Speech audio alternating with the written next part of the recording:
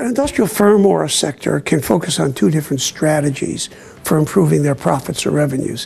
One can be basically looking for a larger base of production, larger economies of scale, standardized production, and more automation, leading to great economic efficiencies and the cutting of costs. Or they can be innovation focused, where they're constantly changing their products and they're using skilled labor, and they do not automate the process. Apple Computer does much more of the latter. A lead smelter does much more of the former. And so if you are going to have an innovation-driven economy, you can't automate everything. You have to have things that are custom-made. You have to change the factors of production. So the knowledge-based worker tends to be found in these flexible, higher tech operations where the consumer taste is also changing. I mean, there's always a new bell and whistle people want on computers or iPhones or whatever have. You wouldn't standardize your iPhone the way you've standardized an electronic calculator in your briefcase. When I went to law and business school, my project was handheld calculators, and there were 200 companies, 200 different names making handheld calculators. Now there are only 5, and they haven't changed. They've standardized, they've matured. That's what you want in a hand calculator. A hand calculation is a pretty routine function, but that's not what you want from an iPhone. Steve Jobs would never have wanted to standardize his iPhone. So they have a high percentage of high-skilled labor. It's very labor-intensive. Of course, it's material-intensive as well, but the balance is very different than a standardized product. So industry after industry, whether it's the construction of housing or the manufacturing of TVs or the manufacturing of iPhones, all of these have an optimal mix between human capital and material and energy. But if innovation is the engine of economic growth, and it always has been, then you've got to keep flexible. You don't deal with the advantages of economies of scale. Where you want to go to economies of scale is where the products have become standardized and you've got worldwide globalized consumption. And as industrial systems get older, they tend to get bigger and they tend to ossify.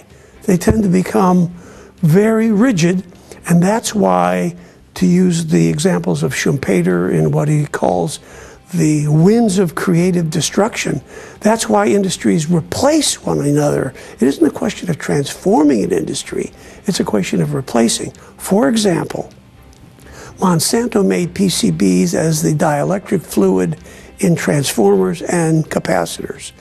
And when transformers were no longer environmentally tolerable, they tried very hard to replace the transformer fluid.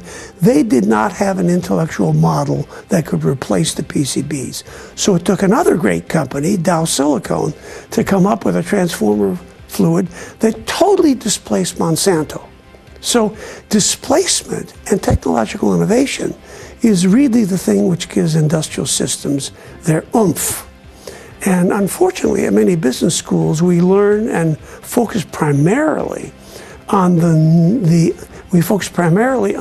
learning, greening, network corporation that's going to somehow morph into a modern displacing corporation.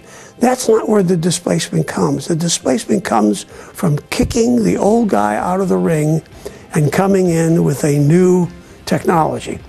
I'll remind our listeners that transistors were not pioneered by the people who made vacuum tubes. GE did not make transistors. Other companies that came that had never done that. The birth control pill is not a modification on a condom. We're talking about biochemistry, we're not talking about physical boundaries or barriers.